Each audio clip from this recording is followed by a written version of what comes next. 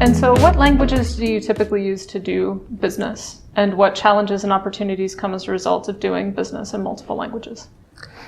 So mainly the languages would be English and Spanish. Yeah. Obviously I prefer English, not that I'm an expert in it, but that was one of my first languages that I really learned to read in, to be able to comprehend. Yeah, absolutely. Right. Spanish is definitely a challenge for me in terms of conversational Spanish. I'm much more of a technical business Spanish type person, because that's what I do every day. Yeah. I rarely have drawn out conversations in Spanish regarding something that isn't work related. For sure. German, in terms of German, not Plotich, but German. So I probably have like a grade 3, grade 4 German. So when my kids were born, my wife and I decided that the only language we would speak in the house would be German, first and foremost. That would be the first language that they would learn. Yeah. Why? Because it's the hardest of the the 4 that we speak.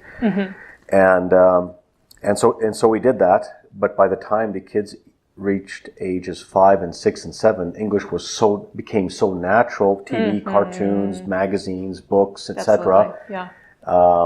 Plus traveling to the U.S. a lot, right? I'm taking them with, and they pick it up. Yeah.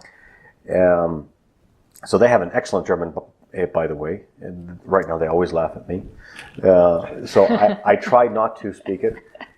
But some of our customers, like Volkswagen, Audi, BMW, they are from Germany. Absolutely. So when they come here, it's a huge advantage, right? Because they look at you and they're like, "Oh, you speak our language. Wow, well, we like you already." Yeah, absolutely. Because we have something in common that's very sacred, almost, right? Because absolutely. It's how you communicate. Yeah. And so that's been a great help. It's been a great opportunity. It's been a great strength. The challenge is that I think, especially for a guy like me, you don't really learn one language very well, right? And you tend to speak in 3 languages in one sentence. Yeah, absolutely. And that annoys a lot of people. But it's just that if you're so wrapped up in it, and you actually use those languages, and you're in an environment where everyone understands the 3 languages,